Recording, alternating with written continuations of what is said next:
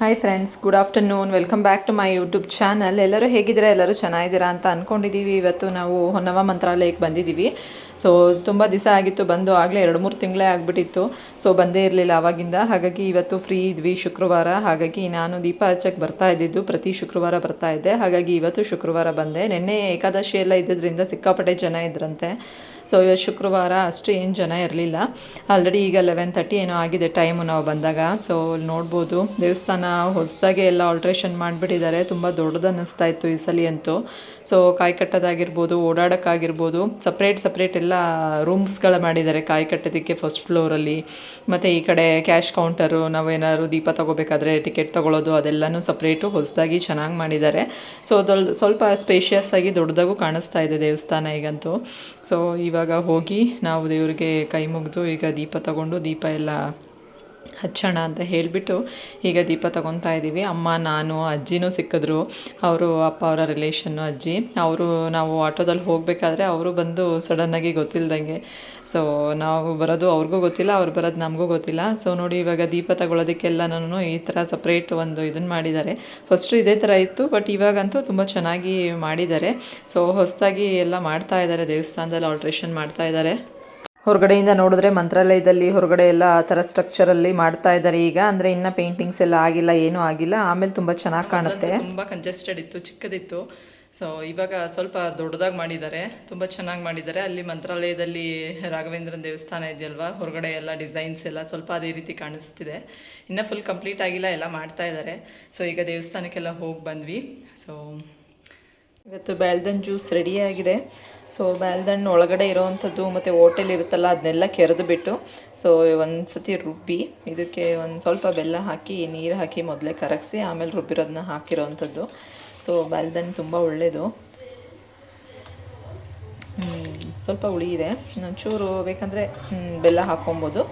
So ಬೆಲ್ಲ ಇಷ್ಟ ಇಲ್ಲದೆ ಇರೋರು, ಜಾಸ್ತಿ ಹಾಕ್ಕೊಳ್ದೇ ಇರೋರು ಸೊ ಹೀಗೆ ಕುಡಿಬೋದು, ಚೆನ್ನಾಗಿರುತ್ತೆ. ಬ್ಯಾಳ್ದಣ್ಣು ತುಂಬ ಒಳ್ಳೆಯದು. ಸೊ ಹಾಗಾಗಿ ಅಂದರೆ ಯಾವಾಗಲೂ ಸಿಗಲ್ಲ, ಇದೆಲ್ಲ ಸೀಸನಲ್ಲೇ ಇದ್ದಾಗ ಸಿಗುತ್ತೆ. ಸೊ ಇವತ್ತು ಸ್ವಲ್ಪ ಹಲಸಿನಣ್ಣು ಇದೆ, ಹಲಸಿನಣ್ಣು, ಮಾವಿನ ಹಣ್ಣು ಎಲ್ಲನೂ ಮೊನ್ನೆ ಊರಿಂದ ಅತ್ತೆಯವರ ಅಕ್ಕನ ಸೊಸೆ ತಂದು ಕೊಟ್ಟು ಹೋದರು. ಹಾಗಾಗಿ ಬ್ಯಾಳ್ದಣ್ಣು ಅಪ್ಪನ ಫ್ರೆಂಡ್ ತಂದು ಕೊಟ್ಟಿದ್ರು. ಸೊ ಹಾಗಾಗಿ ಬ್ಯಾಳ್ದಣ್ಣು ಜ್ಯೂಸ್ ಮಾಡಿದ್ದೀನಿ. ಸೊ ತುಂಬ ಇಷ್ಟ ಬ್ಯಾಳ್ದಣ್ಣು ಜ್ಯೂಸ್ ನಮಗೆ. ಇವತ್ತು ಪಪ್ಪಾಯ ಕಟ್ ಮಾಡಿದ್ದೆ, ನೋಡಿ ಯಾವ ರೀತಿ ಇದೆ ಅಂತ. ನಾನು ತಂದು ಒಂದು 3 ಡೇಸ್ ಆಗಿತ್ತು. ಸೊ ಫುಲ್ಲು ಕಲರ್ ಬಂದಿದೆಯಲ್ಲ ಅಂತ ಹೇಳಿಬಿಟ್ಟು ನೋಡಿ, ಫುಲ್ಲು ಎಲ್ಲೋಗಿ ಟರ್ನ್ ಆಗಿದೆ ಅಂತ ಹೇಳಿ ಇವತ್ತು ಕಟ್ ಮಾಡಿದೆ. ಕಟ್ ಮಾಡಿದ್ರೆ ನೋಡಿ, ಎಲ್ಲ ಬೀಜ ಎಲ್ಲನೂ ವೈಟ್ ಕಲರ್ ಇದೆ, ಒಂದು ಸ್ವಲ್ಪ ಮಾತ್ರ ಬ್ಲ್ಯಾಕಿಶ್ ಟರ್ನ್ ಆಗಿದೆ. ಸೊ ಇದೇನು ಪೌಡ್ರ್ ಹಾಕಿ ಹಣ್ಣು ಮಾಡಿರೋದು. ಕಾಯಿ ಎಷ್ಟು ಗಟ್ಟಿ ಇದೆ ಅಂದರೆ, ಸೊ ಚೆನ್ನಾಗಿದೆ, ಬಟ್ ತುಂಬ ಗಟ್ಟಿ ಇದೆ. ಮತ್ತು ಬೀಜ ನೋಡಿ, ಪೌಡ್ರ್ ಹಾಕಿ ಹಣ್ಣು ಮಾಡಿರೋವಂಥದ್ದು ಎಲ್ಲ ವೈಟ್ ಕಲರ್, ಇನ್ನೂ ಎಳೆಯದೆ ಅನಿಸುತ್ತೆ. ಇನ್ನೂ ದಪ್ಪ ಆಗ್ತಿತ್ತು ಅನಿಸುತ್ತೆ ಇದು ಕಾಯಿ. ಎಲ್ಲ ಬಿಳಿ ಬೀಜಗಳೆಲ್ಲ ಹಂಗೆ ಇದೆ, ಎಲ್ಲೋ ಒಂದೊಂದು ಮಾತ್ರ ಕಪ್ಪಾಗಿದೆ. ಸೊ ಈ ರೀತಿ ಇದೆ ನೋಡಿ. ಸೊ ಪಪ್ಪಾಯ ತಿನ್ನಬೇಕು ಅಂತಾರೆ, ನೋಡಿದ್ರೆ ಎಲ್ಲದಕ್ಕೂ ಪೌಡ್ರ್ ಹಾಕಿ ಹಣ್ಣು ಮಾಡಿರೋವಂಥದ್ದು. ಈ ಥರ ಪಪ್ಪಾಯ ತಿಂದರೆ ಇನ್ನೇನಾಗುತ್ತೆ, ಹೆಲ್ತ್ ಅಪ್ಸೆಟ್ ಆಗ್ದಿರ. ಸೊ ಈ ರೀತಿ ಇದೆ. ನಾನು ಯಾವಾಗಲೂ ತರ್ತಾ ಇರೋ ಹತ್ರನೇ ತಂದಿದ್ದು, ಬಟ್ ನೋಡಿದ್ರೆ ಈ ರೀತಿ ಇದೆ. ಸೊ ನೋಡಿದ್ರೆ ಹೆಲ್ದಿ ಫುಡ್ಡು, ತುಂಬ ಒಳ್ಳೆಯದು ಅಂತ ಹೇಳ್ತಾರೆ ಡಾಕ್ಟ್ರು, ತಿನ್ನಬೇಕು ಅಂತ. ಅಂದರೆ ನಾವೇ ಒಂದು ಗಿಡ ಹಾಕ್ಕೊಂಡು ಅದರಲ್ಲಿ ಬೆಳೆಸ್ಕೊಂಡು ತಿನ್ನಬೇಕಷ್ಟೇ. ಈ ಥರ ಪೌಡ್ರ್ ಹಾಕಿ ಹಣ್ಣು ಮಾಡಿರೋದನ್ನೆಲ್ಲ ತಂದು ತಿಂದರೆ ಇನ್ನೂ ಹೆಲ್ತ್ಗೆ ತುಂಬ ಎಫೆಕ್ಟೇ ಆಗುತ್ತೆ. ಬಟ್ ಏನು ಮಾಡೋಕ್ಕಾಗಲ್ಲ, ನಾವೇ ಎಲ್ಲರೂ ಬೆಳೆಯೋಕ್ಕೂ ಆಗೋದಿಲ್ಲ, ತಂದು ತಿನ್ನಲೇಬೇಕು. ಸೊ ಪೌಡ್ರ್ ಹಾಕಿ ಎಲ್ಲದಕ್ಕೂ, ಈಗ ಎಲ್ಲ ಹಣ್ಣುಗಳಿಗೂ ಪೌಡ್ರ್ ಹಾಕಿ ಹಣ್ಣು ಮಾಡ್ತಾರೆ. ಮಾವಿನ ಹಣ್ಣಾಗಿರ್ಬೋದು, ಬಾಳೆಹಣ್ಣಾಗಿರ್ಬೋದು, ಸೊ ಎಲ್ಲದಕ್ಕೂ ಪೌಡ್ರ್ ಹಾಕಿ ಹಣ್ಣು ಮಾಡೋವಂಥದ್ದು. ಸೊ ಬಾಳೆಹಣ್ಣು ಅಷ್ಟೇ, ತಂದರೆ ಪಚ್ಚ ಬಾಳೆಹಣ್ಣು ಟೇಸ್ಟೇ ಇರೋದಿಲ್ಲ, ಆ ರೀತಿ ಇರುತ್ತೆ. ಕಲರ್ ಮಾತ್ರ ಹಣ್ಣಾದಂಗೆ ಇರುತ್ತೆ, ಒಳಗಡೆ ಹಣ್ಣು ತಿಂದರೆ ಟೇಸ್ಟೇ ಇರೋಲ್ಲ, ಆ ರೀತಿ ಅನಿಸುತ್ತೆ. ಈಗ ಯಾಕೋ ಬಾಳೆಹಣ್ಣು ತಿನ್ನೋಕ್ಕೂ ಅಷ್ಟು ಇಷ್ಟ ಆಗ್ತಾಯಿಲ್ಲ. ಸೊ ಈಗ ಪಪ್ಪಾಯ ಅಂತೂ ಬೆಳಗ್ಗೆ ಎದ್ದ ತಕ್ಷಣ ತಿನ್ನಬೇಕು ಅಂತ ಅಂದ್ಬಿಟ್ಟು ತಂದರೆ ಈ ರೀತಿ ಇದೆ ನೋಡಿ ಒಳಗಡೆ. ಸೊ ಏನು ತಿನ್ನೋದೋ ಏನು ಬಿಡೋದೋ ಗೊತ್ತಿಲ್ಲ, ಎಲ್ಲ ಅದಕ್ಕೂ ಔಷಧಿ ಹೊಡೆದು. ಮಾವಿನ ಹಣ್ಣು ಅಷ್ಟೇ, ಎಲ್ಲ ಔಷಧಿ ಹೊಡೆದುಬಿಟ್ಟು ಎಷ್ಟು ಬೇಗ ಹಣ್ಣು ಮಾಡ್ತಾರೆ, ಬಟ್ ಟೇಸ್ಟೇ ಇರೋದಿಲ್ಲ. ನಾವು ಮರದಲ್ಲಿ ಕಿತ್ಕೊಂಡು ಬಂದು ಇಟ್ಟಿರೋವಂಥದ್ದು ಒಂದು 10-15-20 ಡೇಸ್ ಆದ್ರೂ ನಿಧಾನಕ್ಕೆ ಹಣ್ಣಾಗುತ್ತೆ. ಬಟ್ ಅವರು ಪೌಡ್ರ್ ಹಾಕಿ ಹಣ್ಣು ಮಾಡಿ ಕೊಡ್ತಾರಲ್ವ, ಅದಂತೂ ಟೇಸ್ಟೇ ಇರೋದಿಲ್ಲ, ಹಣ್ಣು ಆ ರೀತಿ ಇರುತ್ತೆ. ಸೊ ಈಗೆಲ್ಲದಕ್ಕೂ ಪೌಡ್ರ್ ಹಾಕೋದೇ ಆಗಿಬಿಟ್ಟಿದೆ, ಏನೂ ಮಾಡೋಕ್ಕಾಗಲ್ಲ. ಮಾರ್ಕೆಟಲ್ಲಿ ಈ ರೀತಿ ಬರ್ತಾ ಇರುತ್ತೆ. ಸೊಪ್ಪು ತರಕಾರಿಗೆಲ್ಲ ಏನು ಔಷಧಿ ಹೊಡೆದೇ ಮಾಡಿರ್ತಾರೆ, ಇಲ್ಲಾಂದರೆ ಎಲ್ಲದಕ್ಕೂ ಹುಳ ಆಗುತ್ತೆ. ಸೊ ಏನು ಮಾಡೋಕ್ಕಾಗಲ್ಲ, ಎಲ್ಲ ತಿನ್ನಲೇಬೇಕು, ಮಾಡಲೇಬೇಕಿದ್ದೇನೆ. ನಾವೇ ಎಲ್ಲರೂ ಹೋಗಿ ತೋಟದಲ್ಲಿ ಹೊಲದಲ್ಲಿ ಬೆಳ್ಕೊಬಂದು ತಿನ್ನೋಕ್ಕೂ ಕಷ್ಟ. ಸೊ ಆಗಲ್ಲ ಆ ರೀತಿ ಮಾಡಬೇಕಂದ್ರೆ. ಸೊ ಏನೂ ಇಲ್ಲ, ನೋಡಿ ತೊಗೊಂಬಂದು ತಿನ್ನಬೇಕಷ್ಟೇ. ಒಳಗಿರೋದು ಯಾರು ಗೊತ್ತಾಗುತ್ತಲ್ವ, ಒಳಗಡೆ ಈ ರೀತಿ ಇದೆ ಅಂತ ಏನು ಗೊತ್ತಾಗುತ್ತೆ. ಮೇಲೆ ಹಣ್ಣು ನೋಡಿದ್ರೆ ಅಷ್ಟು ಚೆನ್ನಾಗಿ ಪೌಡ್ರ್ ಹಾಕಿ ಕಲರ್ ಬರೆಸಿಟ್ಟಿರ್ತಾರೆ. ನಾವು ಚೆನ್ನಾಗಿದೆ, ಎಷ್ಟು ಚೆನ್ನಾಗಿದೆಯಲ್ವಾ ಅಂತ ತೊಗೊಂಬರ್ತೀವಿ, ಒಳಗಡೆ ನೋಡಿದ್ರೆ ಈ ರೀತಿ ಇರುತ್ತೆ. ಇವತ್ತು ಯಾಕೋ ಬಿಸಿಲೇ ಇಲ್ಲ ನೋಡಿ, ರಾತ್ರಿ ಎಲ್ಲ ಮಳೆ ಬಂದಿದೆ ಸಣ್ಣದಾಗಿ. ಸೊ ಇವತ್ತು ಫುಲ್ಲು ಮೋಡ ಇದೆ. ಈಗ ಆಲ್ರೆಡಿ 9 ಗಂಟೆ ಟೈಮು, ಹೇಗಿದೆ ನೋಡಿ, ಬಿಸಿಲೇ ಇಲ್ಲ. ಮಕ್ಕಳೆಲ್ಲ ಸ್ಕೂಲ್ಗೆ ಹೋದರು, ಇವತ್ತು ಸ್ಯಾಟರ್ಡೆ. ಸೊ ಬಿಸಿಲಿಲ್ಲ ಅಂದರೆ ಒಂಥರ ಮೂಡೇ ಇರೋದಿಲ್ಲ ಅನಿಸುತ್ತೆ. ಸೊ ಬಿಸಿಲು ಬೆಳಗ್ಗೆ ಎದ್ದ ತಕ್ಷಣ ಬಿಸಿಲು ಬಂದ್ರೇ ಒಂಥರ ಎನರ್ಜಿ ಥರ ಇರುತ್ತೆ. ಮೋಡ ಥರ ಇದ್ದು ಮಳೆ ಬರೋ ಥರ ಕತ್ಲೆ ಥರ ಇದ್ದರೆ ಸ್ವಲ್ಪ ಬೋರಿಂಗ್ ಆಗಿರುತ್ತೆ ಡೇ. ಸೊ ಇವತ್ತು ಶಾವಿಗೆ ಉಪ್ಪಿಟ್ಟು ಮಾಡಿದ್ದೆ. ಸೊ ನಮ್ಮ ಮನೆಗೆ ಬೆಳಗ್ಗೆನೇ ಒಂದು ಪಕ್ಷಿ ಬಂದು ಮೇಲ್ಗಡೆ ಲೈಟ್ ಮೇಲೆ ಕೂತ್ಕೊಂಡು ಸೌಂಡ್ ಮಾಡ್ತಾ ಇರುತ್ತೆ ಒಂದೊಂದು ದಿವಸ. ಸೊ ನನ್ನ ಮಗಳು ಅದನ್ನು ಸೌಂಡ್ ಮಾಡಿ ಮಾಡಿ ಓಡಿಸ್ಬಿಡ್ತಾಳೆ ಆಚೆಗೆ. ಸ್ವಲ್ಪ ಬಿಸಿಲು ಬರ್ತಾ ಇದೆ ಈಗ. ಸೊ ಇಲ್ಲೆಲ್ಲ ಫುಲ್ಲು ಸತ್ತೆ ಬೆಳ್ಕೊಂಬಿಟ್ಟಿತ್ತು, ಎಲ್ಲ ಕಿತ್ತಾಕಿದ್ದೀನಿ. ಸೊ ಮಳೆ ಉಯ್ದಿರೋದಕ್ಕೂ ಸ್ವಲ್ಪ ತೇವ ಇತ್ತಲ್ಲ, ಹಾಗೆ ಕೈಯಲ್ಲೇ ಎಲ್ಲ ಎರೆದಾಕ್ಬಿಟ್ಟೆ. ತುಳಸಿ ಗಿಡ ನೋಡಿ, ಇಲ್ಲೊಂದು ಇದು ಕಲ್ಲಂಗಡಿ ಹಣ್ಣು ಗಿಡ ಅಂತೆ. ಸೊ ನಾವು ತಿಂದಾಗ ಬೀಜ ಎಲ್ಲ ಹಾಕಿರ್ತಾ ಇದ್ವಲ್ಲ, ಸೊ ಅದು ಈಗ ಬಳ್ಳಿ ಥರ ಹಬ್ತಾ ಇದೆ. ಕಲ್ಲಂಗಡಿ ಬೀಜ ಮತ್ತು ಇದು ಮೆಣಸಿನ್ಕಾಯಿದು ಇದೆಲ್ಲ ಹಾಕಿದ್ದೀನಿ ನೋಡಿ, ಅದೆಲ್ಲ ಬೀಜ ಉಟ್ಕೊಂಡು ಎಷ್ಟು ಗಿಡಗಳಿಟ್ಟಿದೆ. ಸ್ಯಾಟರ್ಡೇ ಜೋರು ಮಳೆ ಬಂತು, ಹಾಗಾಗಿ ಮಕ್ಕಳು ಬಿರಿಯಾನಿ ಮಾಡಿಕೊಡಮ್ಮ ಅಂತ ಹೇಳ್ತಾಯಿದ್ರು. ಹಸ್ಬೆಂಡ್ ಹೋಗಿ ಚಿಕನ್ ತೊಗೊಂಡು ಬಂದಿದ್ದರು. ಸೊ ಈಗ ಬಿರಿಯಾನಿ ಸಿಂಪಲ್ಲಾಗಿ ಮಾಡೋಣ ಕ್ವಿಕ್ಕಾಗಿ ಅಂದ್ಕೊಂಡು ಈಗ ಟೊಮೆಟೊ 1-2 ಗ್ರೈಂಡ್ ಮಾಡ್ಕೊಂಡಿದ್ದೀನಿ, ಶುಂಠಿ ಬೆಳ್ಳುಳ್ಳಿ ಮತ್ತು ಹಸಿಮೆಣ್ಸಿನ್ಕಾಯಿ ಪೇಸ್ಟ್ ಇದು, ಮತ್ತು 3 ಈರುಳ್ಳಿ ಕಟ್ ಮಾಡ್ಕೊಂಡಿದ್ದೀನಿ. ಇದು ಪುದೀನ ಮತ್ತು ಕೊತ್ತಂಬರಿ ರುಬ್ಕೊಂಡಿದ್ದೀನಿ. ಅಲ್ಲಿ ಪಲಾವ್ ಸಾಮಾನೆಲ್ಲ ರೆಡಿ ಮಾಡ್ಕೊಂಡಿದ್ದೀನಿ. ಸೊ ಇವತ್ತು ನಾನು ಯೂಸ್ ಮಾಡ್ತಾ ಇರೋವಂಥದ್ದು ಕೊಬ್ಬರಿ ಎಣ್ಣೆ. ಎಲ್ಲ ಪಲಾವ್ ಸಾಮಾನೆಲ್ಲ ಹಾಕ್ಕೊಂಡು ಒಗ್ಗರಣೆ ಹಾಕ್ಕೊತಾ ಇದ್ದೀನಿ. ಎಣ್ಣೆ ಹಾಕ್ಕೊಂಡು ಒಂದು 3 ಈರುಳ್ಳಿ ಕಟ್ ಮಾಡಿ ಇಟ್ಕೊಂಡಿದ್ನಲ್ಲ ಅದನ್ನೆಲ್ಲ ಹಾಕ್ಕೊಂಡು ನೀಟಾಗಿ ಬಾಡಿಸ್ಕೊಂಡು, ಸೊ ಒಂದೊಂದೇ ಗ್ರೈಂಡ್ ಮಾಡಿ ಇಟ್ಕೊಂಡಿರೋಂಥ ಮಸಾಲೆ ಎಲ್ಲ ಹಾಕ್ಕೊಬೇಕು. ಪುದೀನ, ಕೊತ್ತಂಬರಿ, ಇದು ಶುಂಠಿ ಬೆಳ್ಳುಳ್ಳಿ, ಹಸಿಮೆಣ್ಸಿನ್ಕಾಯಿ ಪೇಸ್ಟು, ಟೊಮೆಟೊ ಗ್ರೈಂಡ್ ಮಾಡಿರೋವಂಥದ್ದೆಲ್ಲ ಹಾಕ್ಕೊಂಡು ಅಕ್ಕಿ ಹಾಕ್ಕೊಂಡು ರೆಡಿ ಮಾಡ್ಕೊಳ್ಳೋವಂಥದ್ದು. ಯಾವುದೋ ಫೋನ್ ಬಂತು, ಹಾಗಾಗಿ ಫುಲ್ ವೀಡಿಯೋ ಮಾಡೋದಕ್ಕೆ ಆಗಲಿಲ್ಲ. ಸೊ ಇವತ್ತು ಹಸ್ಬೆಂಡು ಊರಿಗೆ ಹೋಗಿದ್ರು ತೋಟಕ್ಕೆ. ಸೊ ಹಾಗಾಗಿ ಅಲ್ಲಿಂದ ಬಾಳೆಗೊನೆ ಎಲ್ಲ ತಂದಿದ್ದಾರೆ 1-2.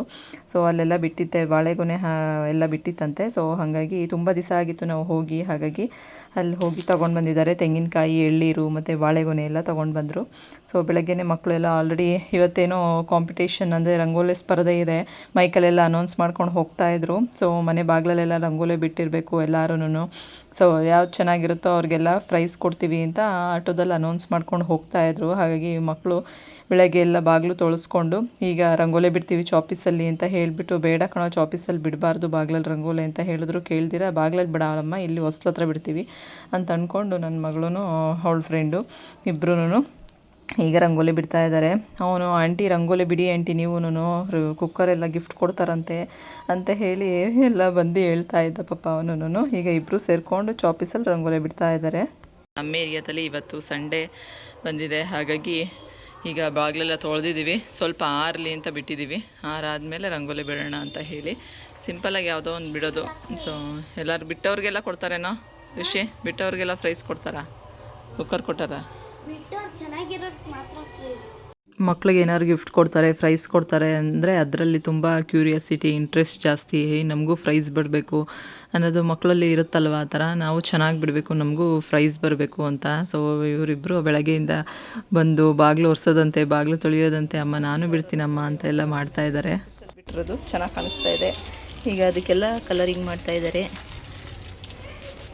ಅವನು ಎಲ್ಲ ತುಳ್ಕೊಂಡು ಹೋಗ್ತಾರೆ, ಸಾಕು ಸ್ವಲ್ಪ ಕಲರ್ ಮಾಡು, ಓಕೆನಾ? ಸೊ ಇಲ್ಲಿ ಕಾಂಪಿಟೇಷನ್ಗೆ ಅಂತ ಬಿಟ್ಟಿರೋದು ಪುಟಾಣಿ ರಂಗೋಲೆ.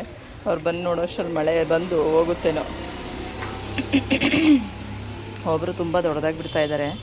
ಸೊ ನಮ್ಮ ಮನೆ ಹತ್ರ ನಾವು ಸಾಕು ಸಿಂಪಲ್ಲಾಗಿ ಅಂತ ಹೇಳಿ ಇಷ್ಟೇ ಬಿಟ್ಟಿರೋದು, ಕಾಂಪಿಟೇಷನ್ಗೆ ಅಂತ ಏನು ಬಿಟ್ಟಿಲ್ಲ, ಸುಮ್ಮನೆ ಬಾಗಿಲಲ್ಲಿ ಇರಲಿ ಅಂತ ಬಿಟ್ಟಿದ್ದು.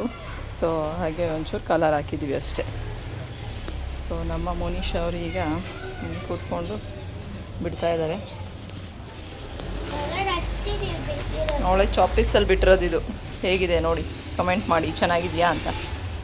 ಓಕೆ ನಮ್ಮನು, ನಿನ್ನ ರಂಗೋಲಿ ಹೇಗಿದೆ ಅಂತ ಕಮೆಂಟ್ ಮಾಡ್ತಾರೆ. ಮೋನಿಶ್ ಅವ್ರು ಇಷ್ಟು ಕಷ್ಟಪಟ್ಟು ಬಿಡ್ತಾ ಇದ್ದಾರಲ್ಲ, ಕಮೆಂಟ್ ಮಾಡಿ. ಪಾಪ ರಂಗೋಲಿ ಬಿಟ್ಟಿದ್ರು, ಮಳೆ ನೋಡಿದ್ರೆ ಇಷ್ಟು ಜೋರಾಗಿ ಬರ್ತಿದೆ. ಎಲ್ಲರದ್ದು ರಂಗೋಲಿ ಎಲ್ಲ ಹೋಯ್ತು ಅನಿಸುತ್ತೆ. ಎಲ್ಲ ಫೋಟೋ ತಕ್ಕೊತಾ ಇದ್ದಾರೆ. ನಮ್ಮ ವೋಟರ್ ಐ ಡಿ ಇಟ್ಬಿಟ್ಟು ರಂಗೋಲಿ ಪಕ್ಕ ಫೋಟೋ ತೆಗಿಬೇಕಂತೆ. ಸೊ ಮಳೆ ಬಂದು ಪಾಪ ಎಲ್ಲ ಹೋಯ್ತು ಅನಿಸುತ್ತೆ. ಆ ಕಡೆ ಮನೆಯವರು ತುಂಬ ಚೆನ್ನಾಗಿ ಬಿಟ್ಟಿದ್ರು, ಅರ್ಧ ರೋಡ್ ಫುಲ್ಲು ಬಿಟ್ಟಿದ್ರು. ನೋಡಿದ್ರೆ ಮಳೆ ಎಲ್ಲ ಬಂದು ಕಲರೆಲ್ಲ ಎತ್ತಿಟ್ಕೊತಾ ಇದ್ದಾರೆ. ಮಳೆ ಸ್ಟಾರ್ಟ್ ಇವತ್ತೇನಿನ್ನ 11 ಗಂಟೆ. ಈಗ ಎಷ್ಟೊತ್ತಿಗೆ ಮಳೆ ಬಂದಿದೆ. ನನ್ನ ಮಗಳು ಇದು ರಂಗೋಲಿ ಆ ಕಡೆಯಿಂದ ನೀರು ಹರ್ಕೊಂಡು ಬಂದರೆ ಎಲ್ಲ ಹೋಗುತ್ತೀಗ. ನಮ್ಮ ರಂಗೋಲಿನೂ ಹೋಗ್ತಾ ಇದೆ. ಎಲ್ಲೋದ್ಲೋ ಮೋನು, ಏಕಿತ್ತು?